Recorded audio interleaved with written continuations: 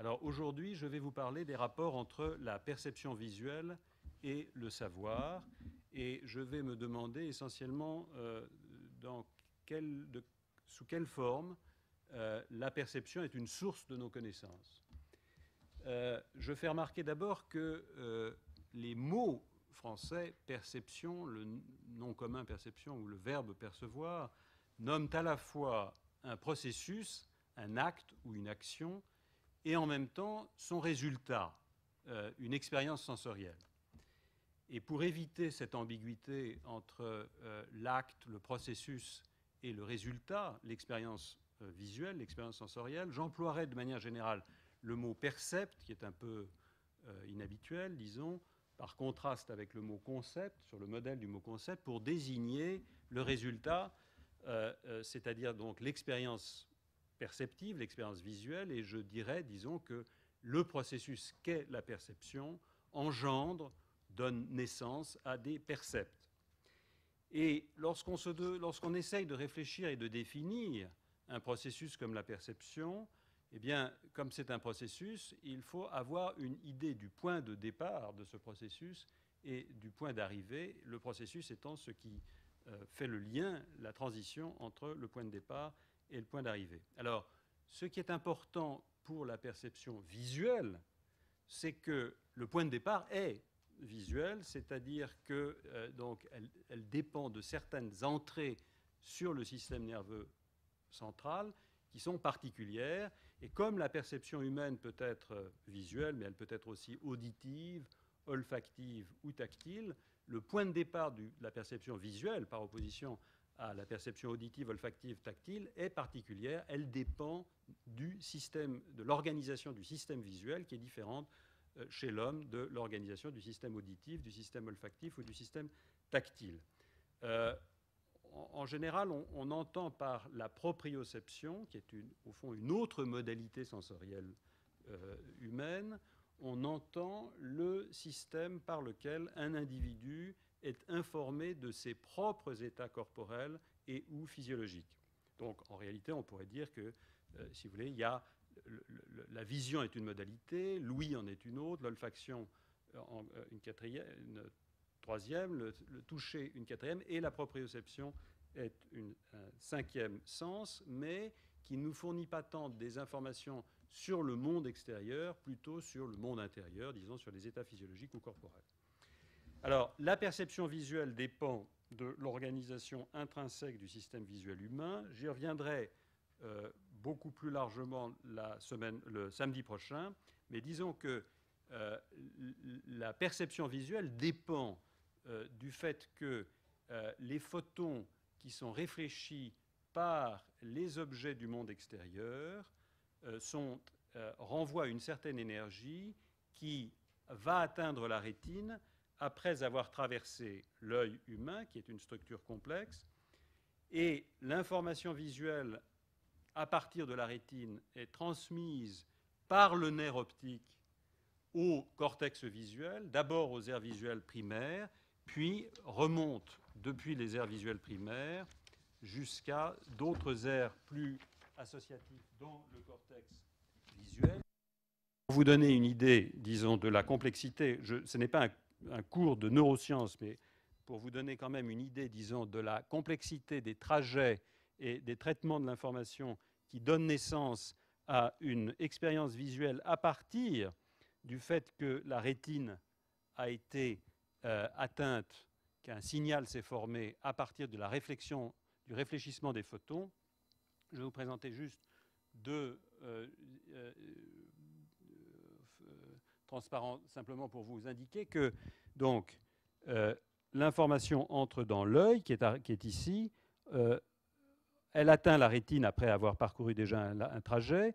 Elle est ensuite transmise par le nerf optique ici aux aires visuelles primaires, au cortex qui est situé en fait tout à fait dans la région occipitale du cerveau. Et ensuite, elle remonte en direction tantôt soit en direction du cortex prémoteur et moteur ici, ou vers les aires inférotemporales. On verra ceci plus en détail la semaine prochaine. Ici, ça c'était une coupe. Là, vous avez une vue, disons, prise de haut, qui vous montre d'une part comment les deux hémisphères cérébraux traitent, l'hémisphère droit traite des informations qui sont en provenance de l'œil, l'hémisphère gauche en provenance de l'œil droit et l'hémisphère droit en provenance de l'œil gauche. Et ici, vous avez donc la représentation du cortex visuel primaire qui est le point d'arrivée du nerf optique, et l'information visuelle, en fait, remonte dans le cortex visuel.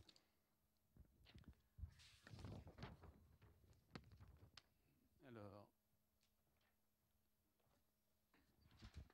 excusez-moi. Donc, la première question qu'on peut se poser, c'est à quoi sert la perception? Et je partirai d'un certain nombre de platitudes pour définir la perception, et notamment la perception visuelle, comme par exemple, je dirais que grâce à la perception, mais aussi grâce à la mémoire, grâce à l'imagerie, je veux dire à la capacité de former des images, et notamment des images visuelles, grâce au raisonnement, grâce aussi à la communication entre un être humain et ses congénères, un être humain forme et renouvelle sa représentation du monde et son savoir. Et ce qui va m'intéresser, c'est la fonction particulière de la perception parmi cet ensemble de dispositifs que constitue la cognition humaine, donc qui inclut la mémoire, l'imagerie, le raisonnement, la communication, etc. Faute de perception, un individu ne pourrait pas découvrir certaines caractéristiques de son environnement, et disons, sans la mémoire, un individu ne pourrait pas retenir, stocker ce qu'il a appris par la perception à travers différents moments du temps. Sans perception et sans mémoire, on pourrait dire qu'aucun apprentissage ne serait possible, et je vais dire très brièvement qu'à mon avis, sans capacité d'apprentissage, il n'y a simplement pas de cognition.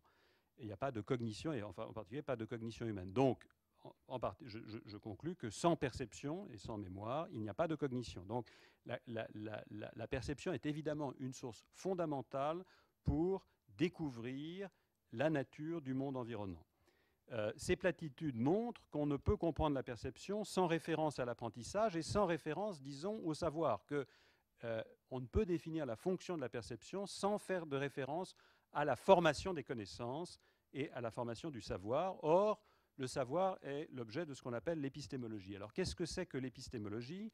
Eh bien, le mot épistémologie est formé sur la racine grecque épistémé, qui veut dire savoir et qui veut dire aussi science. Enfin, disons par exemple, dans le grec utilisé par Platon, épistémé est souvent utilisé pour désigner la science par opposition, disons, à la simple opinion. Alors, dans la mesure où elle étudie les processus généraux de formation du savoir et des connaissances ordinaires d'un individu, l'épistémologie rejoint les sciences cognitives qui s'intéressent au processus de formation des connaissances en général. Cognition vient du latin cognoscere, qui veut dire savoir, et dans la mesure où elle étudie des processus spécialisés et collectifs de formation des connaissances scientifiques, qui ne sont pas simplement l'usage habituel de la perception, de la mémoire, mais qui requièrent des formes de raisonnement qui elles-mêmes dépendent d'apprentissage spécialisé, l'épistémologie rejoint, si vous voulez, la philosophie des sciences. Et cela reflète simplement la dualité du sens du mot grec épistémé, qui veut dire à la fois savoir, connaissance ordinaire, et science, c'est-à-dire connaissance spécialisée. Alors, la première question que je voudrais me poser, c'est qu'est-ce que c'est que savoir? Alors, quand on se demande qu'est-ce que c'est que savoir, on peut se demander à quelles conditions on sait quelque chose. On peut aussi se demander que sait-on? Quel est l'objet de la connaissance? Que sont les objets de la connaissance?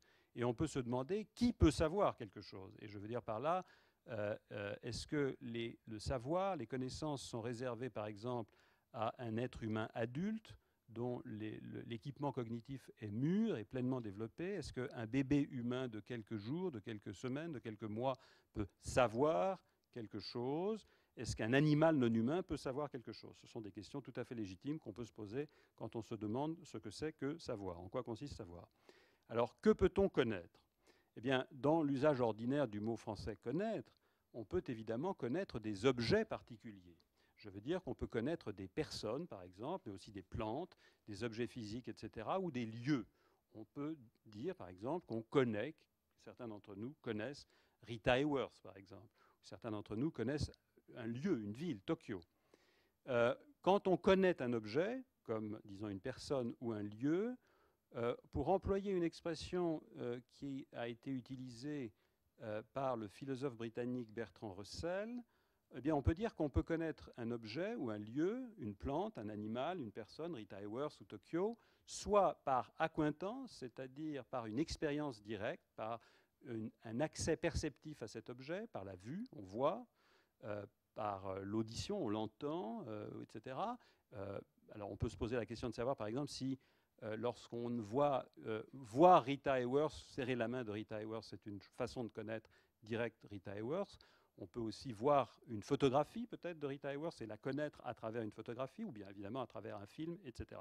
Ou bien on peut connaître un objet, une personne ou un lieu par description. Évidemment, on ne peut connaître un objet par description, c'est-à-dire par la description linguistique qu'un congénère nous donne d'un lieu. Par exemple, certains d'entre nous n'ont jamais rencontré Rita Hayworth, n'ont pas d'acquaintance avec elle, peut-être n'ont-ils jamais vu d'image, n'ont-ils jamais vu de photographie ou n'ont-ils jamais vu un film, mais on peut fournir une description linguistique de Rita Hayworth que Rita Hayworth satisfait. Peut-être qu'elle satisfait de manière unique. Par exemple, elle était l'actrice principale de tel ou tel film, par exemple, dans... j'ai oublié c'est extraordinaire, mais enfin bon. Donc, évidemment, on ne peut connaître un objet par description. Une créature ne peut connaître un objet par description, et à la différence de la connaissance par accointance, que s'il possède la connaissance de la grammaire d'une langue, que s'il a la faculté de langage, parce que pour avoir la connaissance d'un objet par description, il faut pouvoir comprendre la description linguistique utilisée par le congénère qui décrit cet objet. Alors, toujours dans l'usage ordinaire, de la manière dont nous utilisons l'expression connaître un objet, dont le verbe connaître employé de manière, donc, lorsque l'objet direct du mot connaître est un objet, on peut dire que cette connaissance d'un objet admet des degrés, dans le sens que, je veux dire, certains d'entre nous connaissent Rita Hayworth mieux que d'autres. De même, certains d'entre nous peuvent connaître Tokyo mieux que d'autres. Donc cette notion de degré dans la connaissance est caractéristique de la connaissance des objets. Et je vais dire, pour préparer la suite de la discussion de la nature de la connaissance et du savoir, que la connaissance des objets, qui peut se faire soit par accointance, soit par description, prépare ce que j'appellerais la connaissance ou le savoir des faits. Alors, un fait, pour moi, un fait ce sera une sorte de définition de mon jargon philosophique. J'introduis une sorte de stipulation un peu philosophique.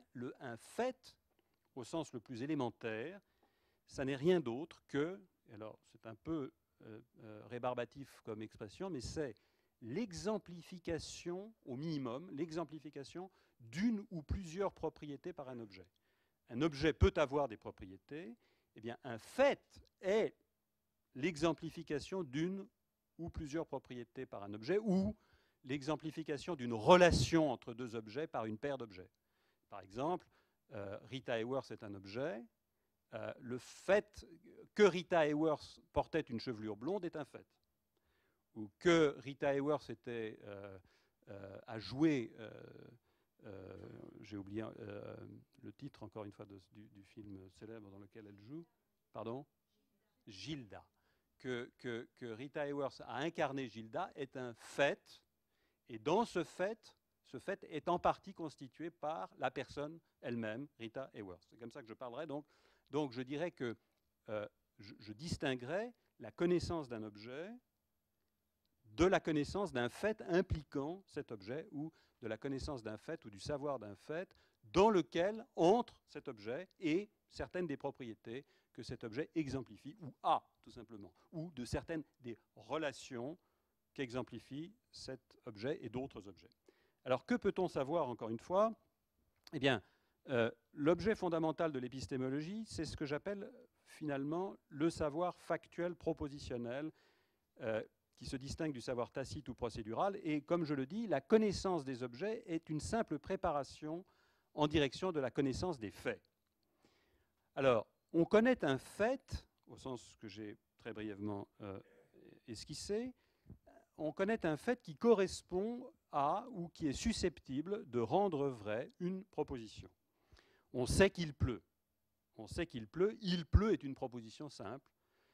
On sait qu'il pleut. On connaît le théorème de Pythagore, c'est-à-dire qu'on connaît la proposition exprimée par les symboles A2 plus B2 égale C2. C'est un fait, disons, géométrique. On connaît la structure de l'ADN, on connaît un fait. On sait que la Terre tourne autour du Soleil, c'est aussi un fait. Or, à la différence de la connaissance d'un objet, on connaît plus ou moins bien Rita Hayworth ou Tokyo, connaître un fait n'admet pas de degré. Une personne sait ou elle ne sait pas que le 19 octobre 2002, par exemple, c'est-à-dire aujourd'hui est un jeudi, mais ça n'a pas beaucoup de sens de dire que quelqu'un, que vous savez mieux que moi, que le 19 octobre 2002 est un jeudi, ou que quelqu'un sait que Paris est la capitale de la France mieux qu'une autre, ou bien une personne sait ce fait, a la connaissance de la proposition que ce fait rend vrai, ou il ne l'a pas, et ce caractère non graduel de la connaissance des faits distingue notamment la connaissance des faits de la connaissance des objets. Alors maintenant, à quelles conditions dit-on qu'on sait quelque chose lorsque le quelque chose est le savoir factuel propositionnel, le savoir d'un fait, la connaissance d'un fait? Alors, il a semblé à beaucoup de philosophes, et une énorme littérature sur cette question, que deux conditions sont nécessaires mais non suffisantes pour qu'on dise de quelqu'un qu'il connaît un fait, qu'il sait, qu'il connaît une proposition, ou qu'il connaît un fait, ou qu'il a le savoir qu'un fait est réalisé.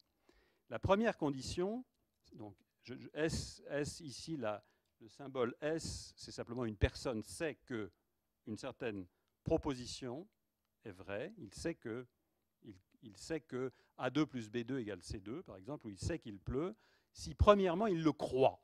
On ne peut pas savoir quelque chose, on ne peut pas connaître un fait si on ne croit pas la proposition que ce fait rend vrai. C'est une sorte de...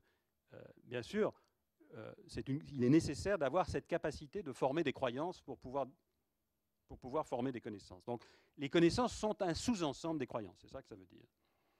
La deuxième condition nécessaire, c'est que la croyance soit vraie. C'est-à-dire que si vous croyez quelque chose et que cette croyance est fausse, si la proposition que vous croyez n'est pas vraie, alors réfléchissez aux conditions dans lesquelles vous auriez envie de dire qu'une personne sait quelque chose, eh bien je crois que vous réaliserez que si une croyance est fausse, la personne qui croit cette proposition ne la connaît pas, ne peut pas le savoir.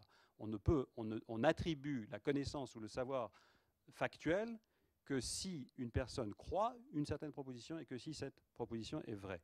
Mais néanmoins, ces deux conditions, que une personne croit une certaine proposition et que cette proposition soit vraie, ne sont pas suffisantes pour créditer la personne du savoir ou de la connaissance.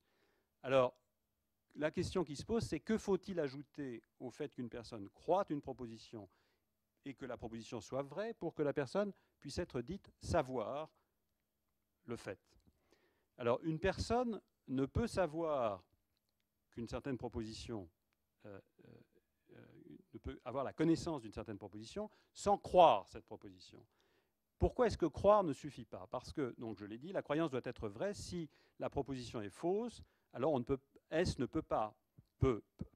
la personne peut croire faussement cette proposition, mais elle ne peut pas savoir que cette proposition est un fait.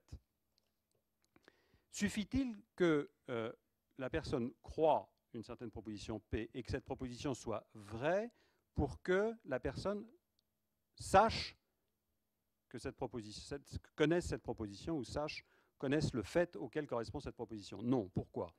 Parce que si la croyance, même vraie, n'est qu'une opinion formée par un processus fantaisiste qui, par hasard, se révèle être vrai, si par exemple, supposons, la personne a une phobie des araignées, et si elle croit, sans vérifier, par pure obsession, qu'il y a une araignée sous son oreiller, alors je crois que nous serons enclins à dire que même si elle croit qu'il y a une araignée sous son oreiller, qu'elle n'est pas allée voir, qu'elle n'est pas allée vérifier, que sa croyance qu'il y a une araignée sous son oreiller est le résultat d'un processus absolument fantaisiste ou d'une phobie, d'un mécanisme totalement irrationnel pour arriver à cette croyance, disons, alors nous dirons que même si par hasard cette croyance est vraie, la personne ne sait pas véritablement qu'il y a une araignée sous son oreiller. Alors, qu'ajouter à la vérité d'une croyance pour la transformer en savoir ou en connaissance? Je dirais que cela dépend du type de croyance. Et il y a, je dirais pour simplifier, qu'il y a deux grands types de croyances qui peuvent nous intéresser, qui ont intéressé les auteurs dans ce domaine de l'épistémologie. Le premier, c'est les croyances, disons, je dirais, de type mathématique. Alors, dans le cas d'une croyance mathématique, par exemple dans le cas du théorème de Pythagore, l'idée c'est qu'une croyance mathématique vraie est une connaissance, une personne a la connaissance du théorème de Pythagore si sa croyance est justifiée dans un sens acceptable en mathématiques, c'est-à-dire essentiellement si la personne est capable de fournir une démonstration du théorème. Si la personne est capable de donner des raisons sérieuses de croire que le théorème de Pythagore est vrai, alors, et en particulier si elle peut, à partir d'axiomes géométriques, par un chemin convaincant, arriver à déduire le théorème, alors nous serons enclins, c'est un cas, disons, un peu idéal typique, nous serons enclins à dire de cette personne qu'elle connaît le théorème de Pythagore et qu'elle ne se contente pas simplement de répéter, disons, la structure syntaxique de l'énoncé, mais elle le comprend et elle le sait si elle est capable de dire pourquoi le théorème est vrai. Mais dans le cas où une croyance vraie a été formée essentiellement par des moyens perceptifs, ce qui n'est pas le cas véritablement d'un théorème mathématique comme le théorème de Pythagore, même si la perception peut nous aider, disons que la contribution du raisonnement et de la déduction est évidemment fondamentale pour parvenir à la croyance dans un théorème comme le théorème de Pythagore, fût-il relativement élémentaire, fût-il un théorème élémentaire de géométrie. C'est véritablement la chaîne, les étapes de démonstration qui sont importantes dans la voie de formation de la connaissance. En revanche, lorsque la voie fondamentale dans la formation de la connaissance est la perception, alors disons que les gens qui ont réfléchi à cette question sont enclins à dire que ce qui confère à une croyance d'origine perceptive la qualité d'être un savoir authentique ou une connaissance authentique, c'est la fiabilité du mécanisme ou du processus par lequel la personne est arrivée à former cette croyance. C'est la fiabilité du processus de formation de la croyance. Alors, il y a dans ce domaine, disons, deux grandes tendances ou deux grands styles de pensée dans le domaine, disons, de la nature profonde de la connaissance ou du savoir. Il y a une tendance ou une sensibilité de type internaliste et une tendance ou une sensibilité épistémologique, si vous voulez, de type tendance plutôt externaliste. Alors, l'internalisme en épistémologie prend essentiellement pour modèle, justement, les connaissances mathématiques, celles qui dépendent avant tout d'un cheminement de type déductif, de type démonstratif. Et prenons ce modèle, disons, du raisonnement mathématique, la tendance internaliste en épistémologie a tendance à poser comme condition sur ce qu'est une connaissance, sur ce qu'est le savoir, quelque chose comme ce qui est dit en petit b ici. Une personne sait que, par exemple, A2 plus B2 égale C2. Si cette personne a une croyance justifiée d'ordre supérieur, une sorte de métacroyance, que sa croyance que A2 plus B2 égale C2 est justifiée. C'est-à-dire si elle est capable, en quelque sorte, d'évaluer elle-même le raisonnement grâce auquel elle peut démontrer la vérité du théorème. Donc, c'est une conception de la connaissance qui donne un rôle fondamental aux capacités de former des croyances sur la justification de nos croyances et qui suppose par conséquent, comme c'est le cas souvent en sciences, qu'est-ce que font les scientifiques, les mathématiciens? Ils s'assurent que les théorèmes ou les affirmations d'avoir démontré un théorème par des collègues sont justifiées et ils passent leur temps à former des croyances d'ordre supérieur sur les croyances mathématiques publiées par leurs collègues. Donc, cette tendance internaliste insiste qu'un individu ne peut véritablement savoir quelque chose que s'il est capable de former des croyances d'ordre supérieur sur ses propres croyances. Et disons que le modèle, c'est pourquoi le modèle typique de l'épistémologie internaliste est, disons, ce sont les croyances mathématiques ou même, je dirais plus généralement, les croyances scientifiques. Alors, l'externalisme en épistémologie prend un modèle très simple, disons, qui est, disons, un instrument comme le thermomètre. Il suppose, si vous voulez, qu'un agent est capable de former des connaissances si son équipement cognitif fonctionne sur le modèle d'un thermomètre, c'est-à-dire s'il est un instrument fiable qui met l'organisme en correspondance avec des faits dans le monde, point. Donc, l'externaliste soutient qu'un individu connaît une proposition, sait quelque chose, si sa croyance résulte d'un processus fiable, ce processus fiable, c'est-à-dire qui est un processus qui établit effectivement des corrélations fiables entre des faits, des états de choses de l'environnement et l'organisme, même si l'organisme lui-même ne sait pas qu'il est un organisme fiable et que sa croyance résulte d'un processus fiable. Donc, ce qui est important, si vous voulez, c'est que dans le premier modèle, le modèle internaliste, une créature ne peut rien savoir si elle ne possède pas elle-même le concept de croyance, si elle n'est pas capable d'évaluer ses croyances, de former des croyances d'ordre supérieur sur ses propres croyances. Or, vous ne pouvez pas former des croyances sur vos croyances si vous n'avez pas le concept de croyance, si vous ne pouvez pas, en quelque sorte, scruter vos propres croyances d'au-dessus. Et il est clair que cela demande des capacités, une architecture cognitive extrêmement complexe, tandis que dans le deuxième cas, le cas externaliste, qui prend disons, le thermomètre comme modèle du fonctionnement cognitif, une créature peut être créditée de connaissances, même si elle n'a pas les moyens de scruter ses propres représentations.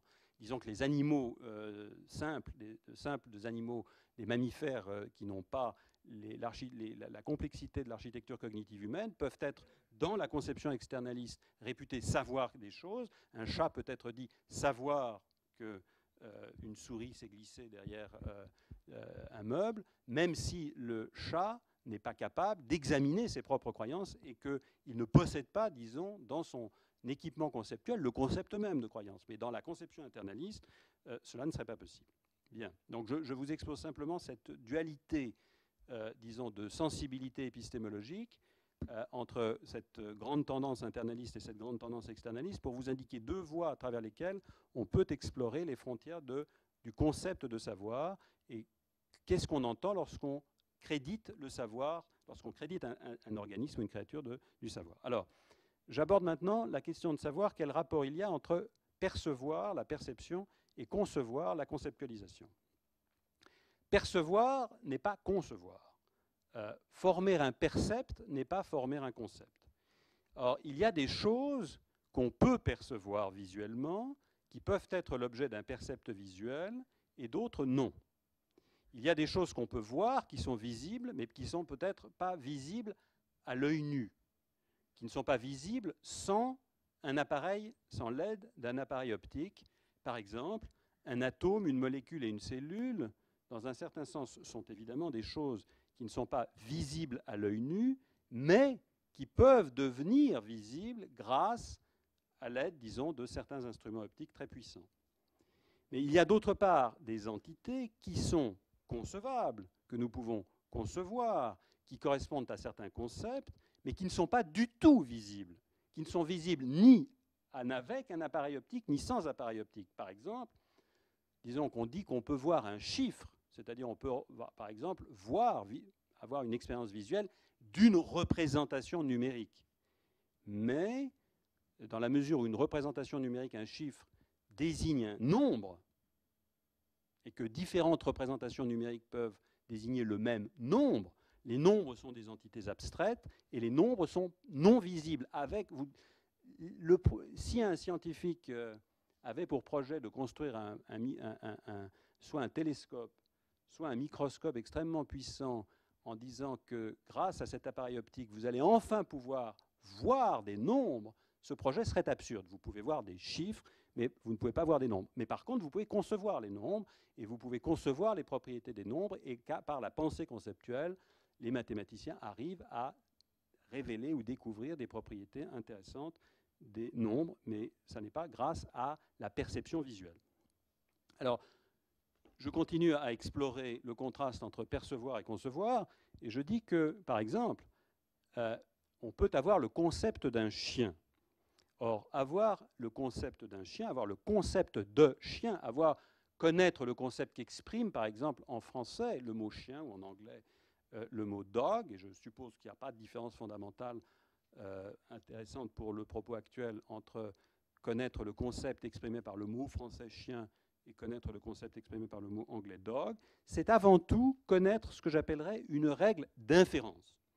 Pouvoir, quelqu'un, un enfant, est crédité, disons, de la connaissance, de la compréhension du concept de chien, si, en gros, il est capable de faire le type d'inférence qui est écrit là, comme par exemple, si une entité est un chien, alors cette entité aboie, etc. Et il y a toutes sortes d'inférences qui sont rendues possibles par la maîtrise des concepts. Et avoir la maîtrise des concepts en général, c'est précisément avoir la connaissance de ces règles inférentielles, de ces règles d'inférence.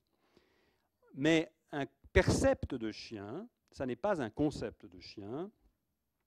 Et en particulier, une des différences entre le concept de chien et un percept de chien, c'est qu'on peut appliquer le concept de chien à n'importe quel chien, et on peut occuper, c'est-à-dire, je vais dire qu'un lévrier est un chien, un caniche est un chien, un bulldog est un chien, le concept s'applique à toutes ces entités qui sont, quand vous y réfléchissez, en tout cas sur le plan de la perception visuelle, très différentes.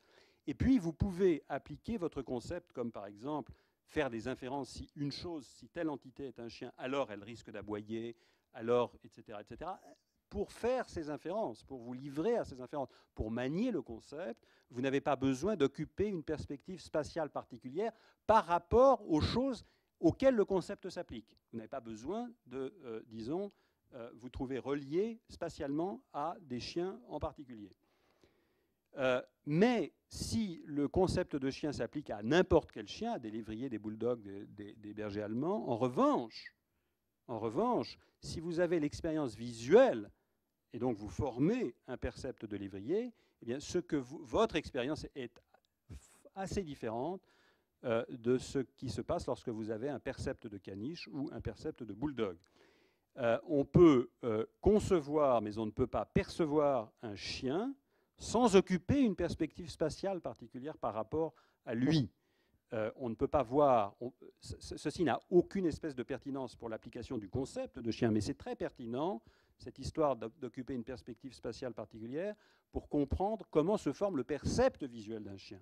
On ne peut pas voir à la fois un chien de face et de profil, et de trois quarts, et de dessus, et de dessous, etc. Donc il y a dans le processus perceptif qui mène à la formation d'un percept visuel, disons, une dimension spatiale fondamentale qui fait défaut à la pensée conceptuelle, ou qui n'est pas requise par la pensée conceptuelle. Alors, la perception visuelle, disons, est un processus, je vais insister là-dessus, c'est-à-dire entre l'arrivée de l'information sur la rétine et l'arrivée, ce que subit l'information rétinienne lorsqu'elle arrive dans les aires, par exemple, du cortex frontal après avoir traversé le cortex visuel, elle a été énormément modifiée. Alors, je ne vais pas faire des remarques sur les neurosciences, mais je voudrais juste illustrer un des aspects très actifs du processus de la perception, que souvent les psychologues qualifient de processus de complétion, filling in, à partir des images rétiniennes. L'idée étant simplement qu'il y a davantage dans un percept que dans les entrées rétiniennes par des illusions. Par exemple, je vais vous montrer plusieurs illusions qui illustrent en fait assez bien ce processus. Par exemple, vous connaissez certainement, vous avez tous vu des images de cette très belle illusion, enfin, c'est pas, disons, c'est ce qu'on appelle le triangle de Canizza. Ce qui m'intéresse ici simplement, c'est que vous avez là l'impression ou la perception de contours subjectifs triangulaires, celui-ci par exemple, ou ici vous complétez, alors que vous complétez en quelque sorte dans votre percept triangulaire, le système visuel fait une contribution puisqu'il supplée ou complète des contours manquants. Des contours qui sont non physiquement présents dans le stimulus sont en quelque sorte apportés, c'est le contour subjectif, c'est une contribution du système visuel à la formation du percept. Donc en ce sens, la perception visuelle est un processus actif de transformation des données rétiniennes ou des entrées rétiniennes. Et puis, comme vous le savez certainement, dans des illusions fameuses de la perception, il y a une différence intéressante dans l'illusion entre ce que je perçois et ce que je sais. Dans la fameuse illusion, par exemple, de Müller-Lyer, qui consiste à présenter deux segments de droite qui sont de la même longueur. Ces deux segments sont égaux en taille, mais les embouts sont différents. Et si vous êtes comme moi, vous percevrez ce segment comme plus grand que ce segment-ci, en dépit de leur égalité. Peu importe pour les buts de notre discussion d'aujourd'hui, quelle est l'explication psychophysique exacte de cette illusion. Ce qui m'intéresse, c'est simplement que vous avez beau savoir, après avoir mesuré par exemple ces deux segments, vous avez beau savoir que ces deux segments sont égaux, le savoir qu'ils sont égaux ne modifie en aucun cas l'illusion. Vous continuez, tout en sachant qu'ils sont égaux, à les percevoir comme inégaux. Et c'est ce genre de raison qui a fait dire à certains psychologues et à certains philosophes que par rapport aux connaissances conceptuelles, par rapport à votre savoir, votre perception visuelle est modulaire ou encapsulée, c'est-à-dire que les mécanismes qui vous donnent l'expérience perceptive, qui mènent au percept et qui vous font percevoir deux segments comme inégaux, sont indépendants de vos connaissances d'arrière-plan. Ici, vous avez une autre type d'illusion qui illustre le même phénomène fondamental, c'est que vous avez ici donc l'illusion de Ponzo. Pardonnez-moi, voilà. Dans l'illusion de Ponzo, vous avez deux segments, encore une fois, égaux, et en vertu du fait qu'elles occupent deux positions différentes qui sont peut-être interprétées entre deux droites convergentes ou deux segments convergents qui sont peut-être interprétés comme des trajets de rails, eh bien, vous percevez ce segment comme plus petit que celui-ci. Bien. Donc, clairement, il y a une indépendance de l'expérience perceptive visuelle, de ce que le percept vous donne à voir, et de vos connaissances ou de votre savoir. Bon, je passe parce que je crois que le temps va... Alors, ce que je vais appeler ici le problème de la perception visuelle, c'est le problème d'une certaine tension entre deux constats, deux constatations. D'une part, la perception visuelle est une source fondamentale du savoir ou de nos connaissances factuelles, mais d'autre part, être ignorant, ne pas savoir quelque chose, n'est pas la même chose que de ne pas voir, au sens où d'avoir un déficit visuel, par exemple, d'être aveugle. Donc si être ignorant, ne pas savoir quelque chose, ça n'est pas la même chose que d'être aveugle, que d'avoir un défaut visuel, ça veut dire que, conversement, le fait de voir quelque chose ne peut pas être identique à savoir quelque chose. Donc, il y a une tension entre, disons, deux propositions, deux constatations. La perception visuelle est une source fondamentale de savoir ou de connaissance, mais d'autre part, voir, ça n'est pas savoir. Il y a quelque chose dans la vision, dans l'expérience visuelle, qui ne peut pas être comprise si on la traitait uniquement comme des connaissances propositionnelles. Donc, est-ce que les deux constatations, les deux propositions, la perception visuelle est une source fondamentale de nos connaissances, d'une part, et d'autre part, la vision, voir n'est pas savoir, sont conciliables. C'est ça la question que je voudrais examiner. Une autre façon de formuler la question, c'est de poser la question suivante. Est-ce qu'on peut voir le vol d'un épervier, par exemple, sans croire que ce qu'on voit est le fait qu'un épervier vole? disons, est-ce qu'on peut voir le vol d'un épervier sans savoir ce qu'est un épervier, sans avoir le concept d'un épervier, sans, disons, avoir le mot français épervier exprimant le concept d'épervier? Est-ce qu'un bébé humain qui, disons, de 1 an par exemple, qui est à la bonne distance, qui est dans des bonnes conditions d'illumination, peut voir le vol d'un épervier s'il ne sait pas ce qu'est un épervier? Peut-on voir un carré rouge sans avoir le concept de carré? Voilà les questions qui, au fond, permettent de se demander comment on peut concilier ces deux propositions.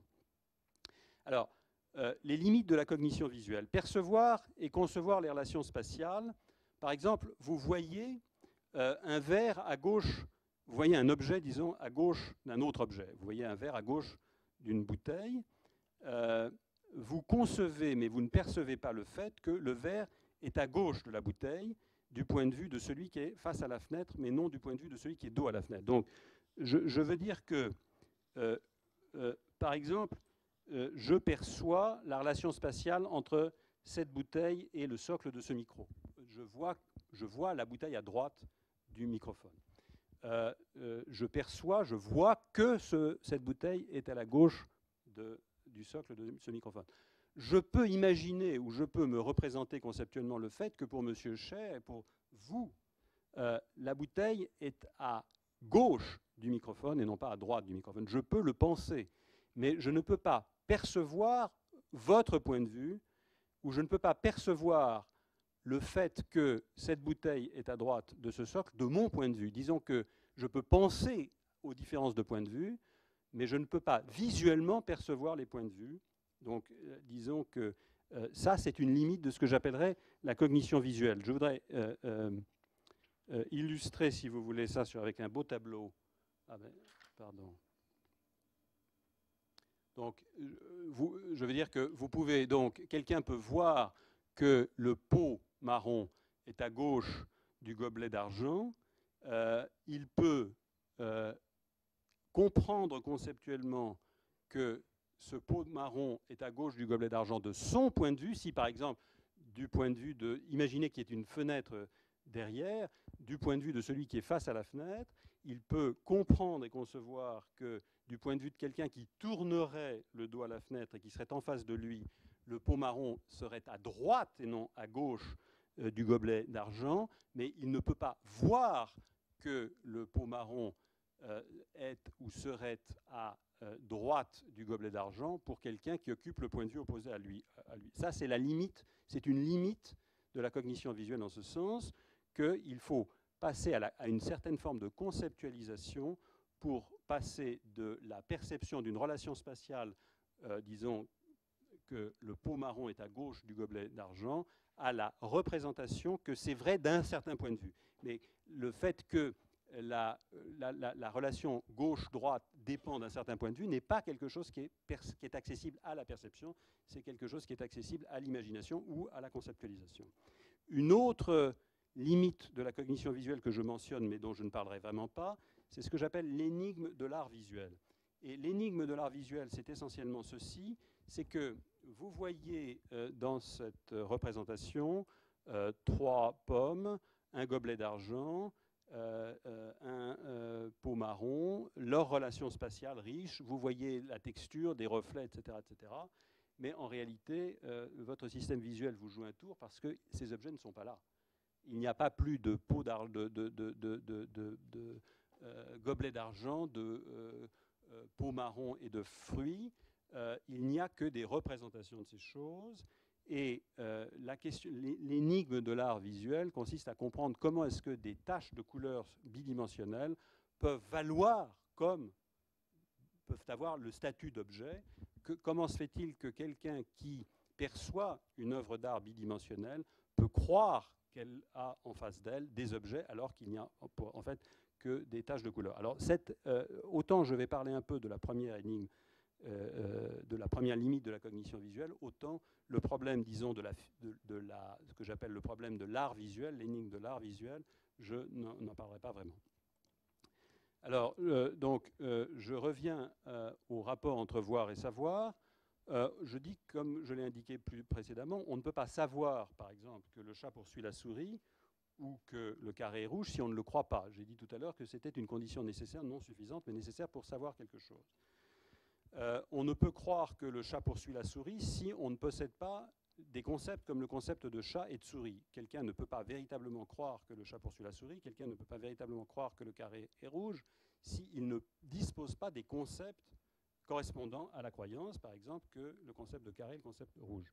En revanche, je soutiens qu'on peut voir un chat poursuivre une souris, un bébé, par exemple, qui n'a pas de mots, qui probablement n'a pas encore les concepts requis, peut voir, et un animal peut voir un chat ou le chat poursuivre la souris sans croire que le chat poursuit la souris, ou il peut voir le carré rouge sans croire que le carré est rouge. Il peut voir le chat poursuivre la souris sans posséder les concepts de chat et de souris, ou voir le carré rouge sans posséder le concept de carré. Donc ça, c'est vraiment une différence importante entre le processus visuel de formation de l'expérience visuelle et les connaissances qui dépendent elles-mêmes des croyances. Alors, que peut-on voir? Eh bien, on voit une grande variété d'objets dont certains, mais pas tous, peuvent aussi être manipulés. On peut voir et manipuler, par exemple, je peux voir et manipuler cette bouteille, mais je peux aussi voir des objets, des choses que j'appellerais des objets pour aller vite, que je ne peux pas manipuler. Par exemple, je peux voir une montagne, mais je ne peux pas manipuler une montagne. Je peux voir un fleuve, mais je ne peux pas manipuler un fleuve. Je peux voir une flamme, que je ne peux pas manipuler. Une ombre, je peux voir une ombre, je ne peux pas manipuler une ombre. Je peux voir un trou, mais je ne peux pas manipuler un trou. Je peux voir un événement, disons l'éruption d'un volcan, la chute d'un corps par terre, c'est un événement, mais je ne peux pas manipuler l'événement. Enfin, disons, dans un sens littéral, manipuler, c'est-à-dire, par exemple, diriger ma main et saisir l'objet dans ma main. Je peux également voir des actions qui peuvent être exécutées par des animaux ou des humains, et je ne peux pas manipuler ces actions. Alors, ça, c'est donc, je peux voir une grande variété d'objets, dont certains seulement je peux manipuler. Mais ceci sera important, disons, samedi. Je peux voir les propriétés visibles des objets. Et dans une seconde, je parlerai des propriétés visibles des objets. Et je peux voir, conformément à mon jargon de tout à l'heure, des faits, c'est-à-dire, un fait au sens où je l'ai entendu tout à l'heure, c'est-à-dire l'exemplification d'une ou plusieurs propriétés, visibles ou visuelles, par un ou plusieurs objets. Alors, qu'est-ce que c'est que les propriétés visibles des choses? Eh bien, un percept visuel est le résultat d'un traitement complexe dans le cortex visuel qui finit par, et c'est le terme qu'emploient les chercheurs en neurosciences, par lier entre eux des attributs visuels des objets, qui finit donc par, le résultat de cette opération, c'est le liage des attributs visuels des objets, c'est-à-dire que si pour quelqu'un dont le système visuel est en bon état de fonctionnement, qui n'a pas de lésion cérébrale, et qui voit par exemple un ballon rouge en mouvement de droite à gauche, eh bien, lorsqu'il voit ce ballon rouge en mouvement de droite à gauche, il a un percept visuel dans lequel sont reliés ensemble la couleur de l'objet, la taille de l'objet, la forme de l'objet, le mouvement de l'objet. Il n'a pas une perception séparée des différents attributs visuels de l'objet. Donc il voit les propriétés visibles des choses, c'est leur forme, leur taille, leur couleur, leur orientation, leur texture, leur localisation spatiale, les relations spatiales entre eux ou entre elles, leur mouvement. Il y a des propriétés des choses qui ne sont pas des propriétés visuelles, qui ne sont pas accessibles à la vision, qui ne sont pas des propriétés visibles ou visuelles des objets. Par exemple, on peut toucher, mais on ne peut pas voir la pression ou la température d'un objet. J'en parlerai dans 5 minutes. La température d'un objet est une propriété d'un objet qui n'est pas accessible à la modalité visuelle. J'en parlerai. On peut humer, mais on ne peut pas voir une odeur comme le parfum d'un objet. Par exemple, un seul et même objet, disons un violon, peut exemplifier différentes propriétés dont certaines sont visuelles, d'autres sont tactiles et d'autres sont auditives. Et voir, entendre et toucher un violon sont évidemment des expériences sensorielles extrêmement différentes. Donc, ce qui est important, c'est que pour comprendre la perception visuelle, il ne faut pas uniquement s'occuper des objets, il faut s'occuper d'une certaine manière des objets, mais il faut surtout s'occuper des propriétés des objets qui sont accessibles à cette modalité particulière qu'est la vision. Alors, le cortex visuel est un truc extrêmement compliqué, j'en ai parlé, et les attributs visuels sont des attributs que le système visuel a eu pour fonction, grâce à l'évolution phylogénétique, auquel il a été sélectionné pour répondre de manière sélective. Et les neurosciences de la vision et la neuropsychologie nous montrent que le cortex visuel est fort spécialisé, les attributs visuels sont traités par des aires cérébrales tout à fait distinctes, et je vous montre très brièvement cette image d'une raffinerie de pétrole qui est empruntée à, disons, la littérature neuroscientifique contemporaine, qui vous montre l'extraordinaire spécialisation des aires du cortex visuel étalées sur un plan, disons, non pas sur la forme d'un cerveau, mais étalées dans un plan, qui vous montre, mais je ne vais pas, c'est simplement pour vous indiquer l'extraordinaire diversité, complexité architecturale du cortex visuel qui traite des propriétés, des attributs visuels différents. Ainsi, la couleur, le mouvement, la taille, la texture, etc., sont traités par des aires cérébrales distinctes. D'où le fait que si le liage de ces attributs est une caractéristique importante du percept visuel, de l'état final de la perception, un des problèmes importants pour les neurosciences cognitives est de comprendre par quel mécanisme des attributs qui sont traités dans des aires visuelles séparées se trouvent réunifiés dans un percept et liés dans le percept. Les formes et la couleur, par exemple, sont traitées par les aires V3 et V4. Nous savons qu'une lésion, et j'en parlerai la prochaine fois, dans des aires inférotemporales du cortex visuel peut produire une agnosie visuelle de la forme. Une lésion dans l'aire V4 peut produire une achromatopsie, c'est-à-dire une impossibilité de percevoir les couleurs. Le mouvement, nous le savons, est traité par l'aire V5 ou MT, et une lésion de l'aire V5 peut produire ce qu'on appelle une akinétopsie, c'est-à-dire une incapacité de percevoir le mouvement. Alors, vous avez là une citation empruntée au neuroscientiste Zeki, dans son livre A Vision of the Brain, que je ne vous laisse regarder brièvement, mais je ne voudrais pas prendre trop de temps, qui fait état en fait d'un cas d'un patient qui, à la suite d'un accident, a subi une lésion cérébrale qui l'a rendu incapable de percevoir les couleurs. Or, ce patient était traité par le neuropsychologue Oliver Sacks, et ce patient était un peintre, et donc son incapacité à percevoir les couleurs a provoqué chez lui, évidemment, une crise extrêmement profonde et un profond sentiment de dépression. Ici, je cite le cas, toujours que j'emprunte à Zeki, d'un patient akinétopsique qui, après une lésion cérébrale, ne peut plus percevoir le mouvement et qui donc, par conséquent, a des problèmes, soit pour déterminer la hauteur d'un fluide qui monte dans un récipient, soit pour par exemple, détecter des véhicules en mouvement lorsqu'ils traversent une rue. Et également, qui a des grandes difficultés pour percevoir le mouvement des lèvres lorsqu'il parle et communique avec un congénère. Alors je ferai maintenant trois distinctions. Une distinction ontologique entre un objet vu et un fait vu, ce qui doit vous rappeler quelque chose. Donc un objet peut être vu et un fait peut être vu.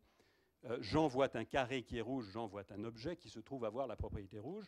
Par contraste avec Jean voit le fait que le carré est rouge et prend conscience du fait visuellement, grâce à sa perception visuelle, devient conscient que le carré est rouge. En fait, cette façon de parler, voit le fait que le carré est rouge, voit que le carré est rouge, est une manière de dire Jean est parvenu à la croyance que le carré est rouge grâce à une perception visuelle, par des moyens visuels plutôt que par exemple parce qu'on le lui a dit sans qu'il le voie.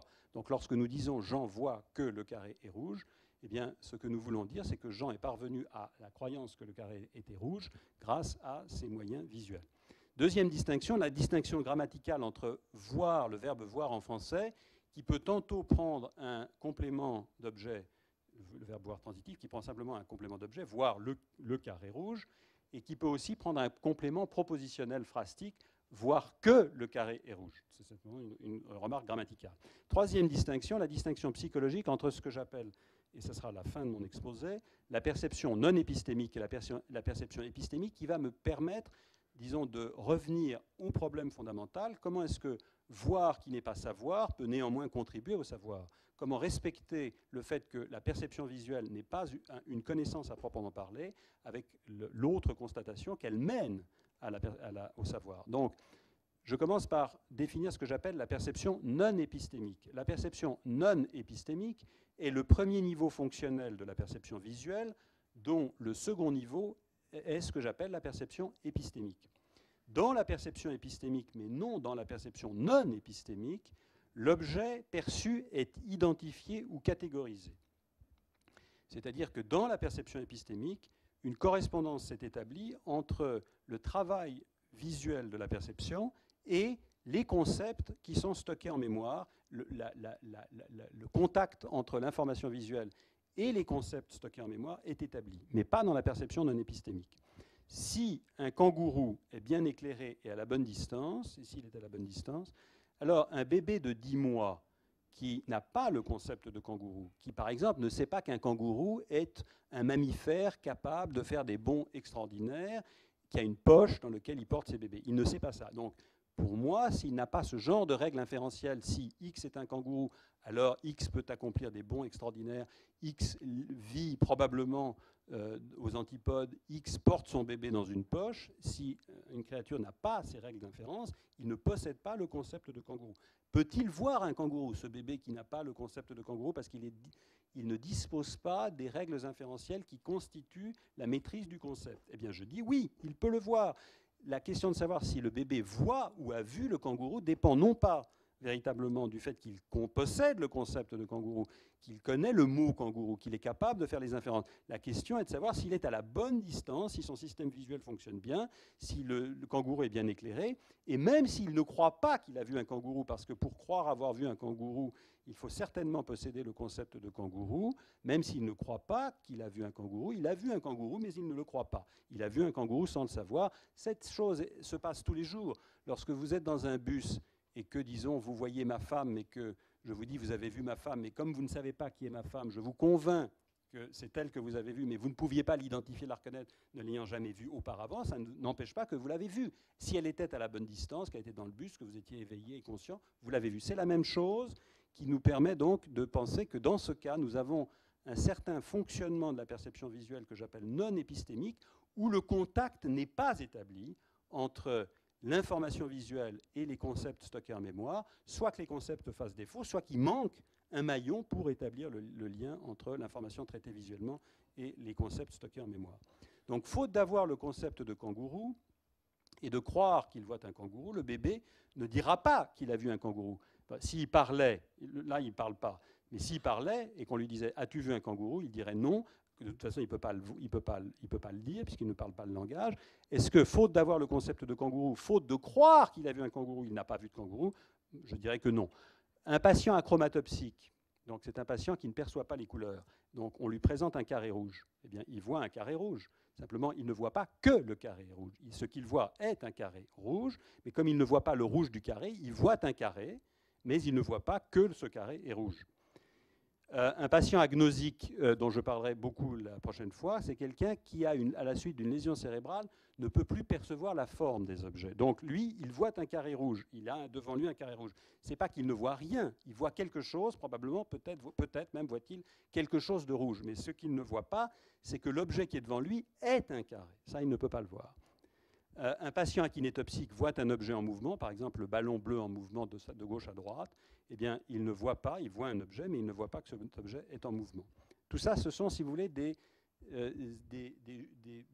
propositions qu'on est amené à faire sur la base de ce que j'appelle la perception non épistémique. La perception non épistémique est une condition d'acquisition des concepts parce que si le bébé ne pouvait pas voir un kangourou sans avoir le concept de kangourou et sans être capable d'identifier visuellement des kangourous, sans être capable de catégoriser, d'étiqueter ce qu'il voit, le stimulus qui est devant lui comme un kangourou, comment est-ce que le bébé pourrait-il acquérir le concept de kangourou? Je ne dis pas que les malvoyants ne peuvent pas acquérir les concepts, mais pour les gens pour qui la vision est une source fondamentale de formation des concepts, elle n'est pas une source fondamentale de formation des concepts pour tous les individus, il y a d'autres entrées sensorielles, mais si on n'avait pas accès par des données sensorielles à des stimuli, alors comment pourrait-on acquérir des concepts qui consistent justement à catégoriser les entrées sensorielles?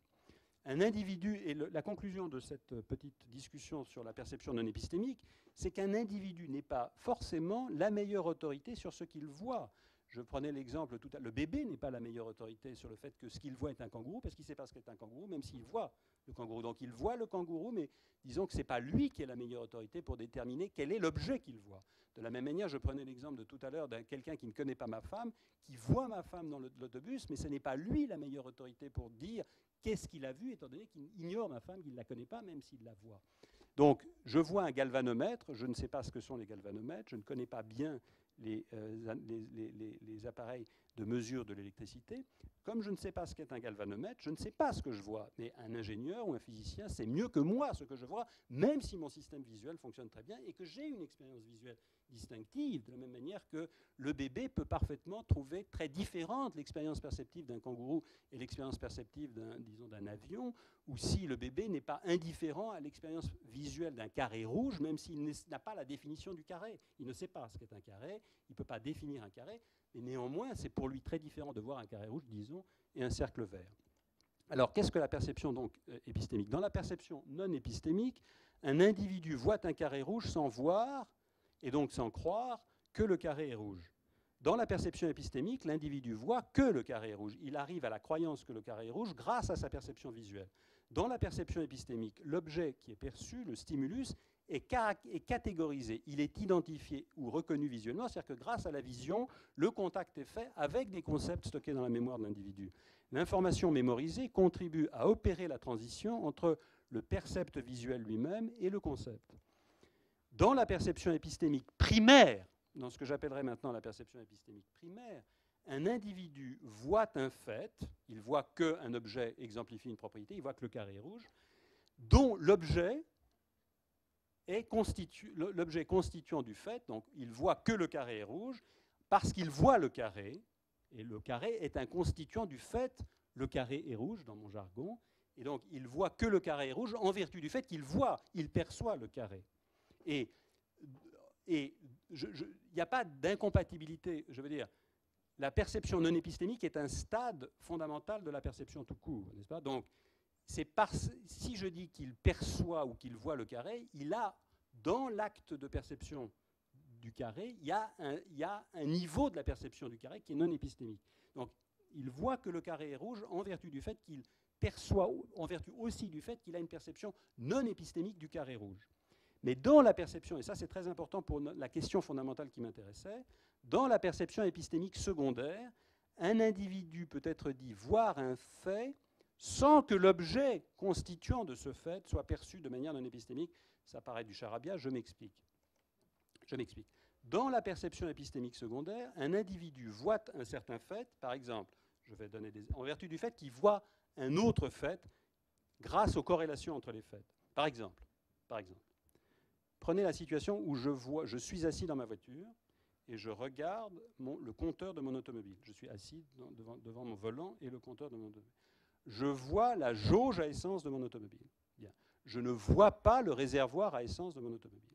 Mais dans un sens naturel, je vois que mon réservoir est vide, mon réservoir est plein, ou mon réservoir est à moitié vide, sans voir mon réservoir, grâce au fait que je vois la jauge, je vois la position de l'aiguille de la jauge sur le compteur de mon automobile. Autrement dit, je peux former une certaine croyance grâce à la vision sur un fait qui contient un objet, disons, le réservoir, que je ne vois pas, que je ne perçois pas, grâce au fait que je perçois toute autre chose, grâce au fait que je vois, que je forme une perception visuelle de toute autre chose. Évidemment, pour pouvoir voir que, c'est-à-dire savoir que, grâce à la vision, mon réservoir est vide, sans voir le réservoir, grâce au fait que je vois la jauge sur mon compteur, il faut que, évidemment, il y ait une corrélation fiable entre l'état de la jauge et l'état du réservoir. Il faut que l'aiguille occupe une position qu'elle n'occuperait dans l'aiguille de la jauge occupe une position sur le compteur qu'elle n'occuperait pas si le réservoir n'avait pas une certaine caractéristique.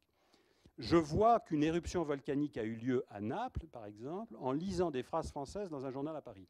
Que perçois-je? Je perçois des phrases françaises dans un journal. Je ne perçois absolument pas l'éruption volcanique. Mais dans un certain sens, je vois que, c'est-à-dire je forme une croyance ou peut-être une connaissance sur un événement que je ne perçois pas, grâce au fait que je perçois tout autre chose. C'est ce que j'appelle la perception épistémique secondaire. Je vois, autre exemple, que ma voisine est chez elle en voyant sa voiture garée dans la rue. Et je ne vois pas ma voisine. Que vois-je? Je vois un véhicule dans un certain espace, et il se trouve que ce véhicule a une certaine relation privilégiée avec ma voisine. Si je sais que la voiture de ma voisine est garée dans la rue à cet endroit, si et seulement si ma voisine est chez elle, je peux dire que je sais que ma voisine est chez elle, je vois dans un certain sens que ma voisine est chez elle, en vertu du fait que je vois et perçois le véhicule, et en particulier vois que son véhicule est garé dans la rue. Donc, je dis que, point 10, je ne peux voir et savoir que mon réservoir est vide sans voir le réservoir en voyant l'aiguille de la jauge en position E pour un petit, par exemple, que si l'aiguille de la jauge naît sur cette position, que si le réservoir est effectivement vide, c'est-à-dire si la jauge est fiable. Je sais que l'aiguille de la jauge naît sur le symbole E, que si le réservoir est vide, je sais que la jauge est fiable. Donc là, je crois que nous atteignons un point important dans le rapport entre la perception visuelle proprement dite et la formation des connaissances chez l'homme. Il faut qu'il y ait certaines corrélations, une certaine structure hiérarchique entre des faits.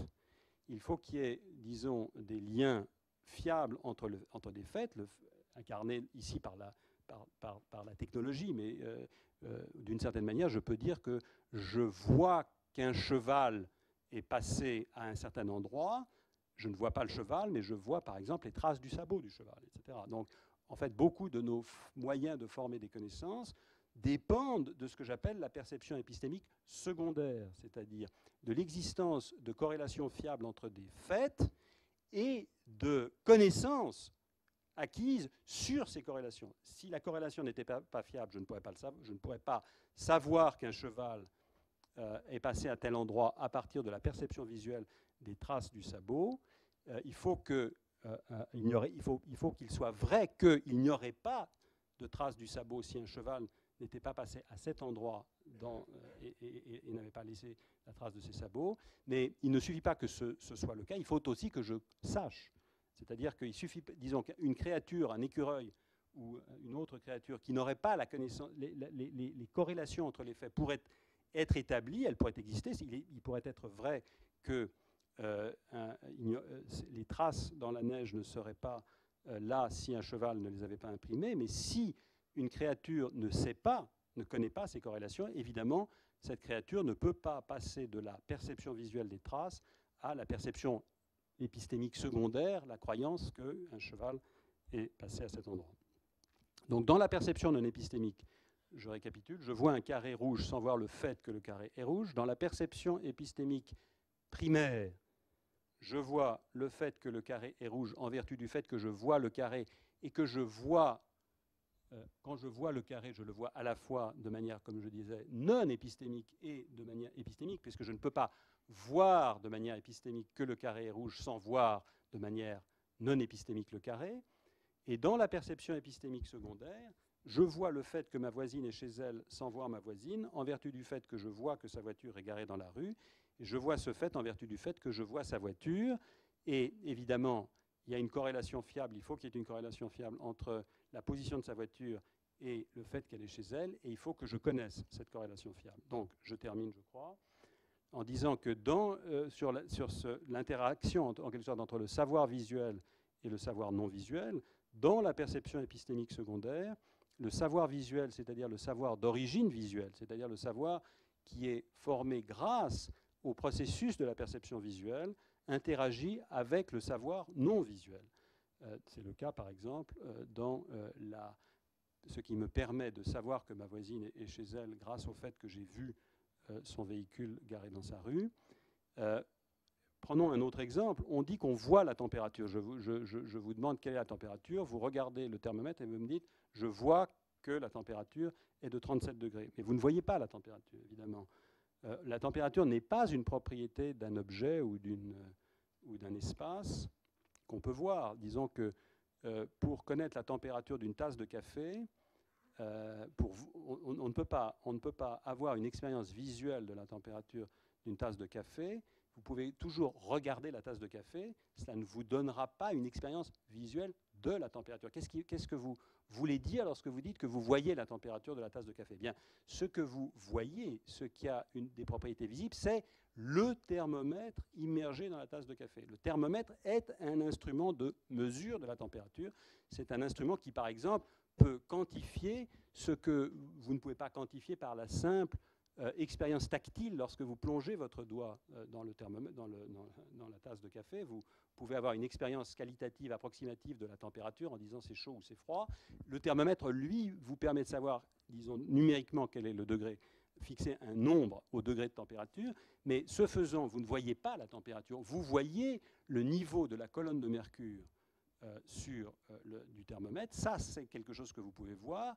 Et grâce au fait que vous pouvez percevoir visuellement le niveau de la colonne de mercure dans le thermomètre, vous pouvez en apprendre et savoir que la température est de 36 degrés. Mais vous n'avez pas vu la température, car la température d'un corps ou d'un liquide n'est pas une propriété perceptible de la chose que vous voyez. Donc la perception épistémique secondaire nous permet précisément de savoir que la température est de 36 degrés grâce au fait que nous voyons la hauteur de la colonne de mercure, même si la température elle-même n'est pas quelque chose, une propriété visible que nous pouvons percevoir visuellement.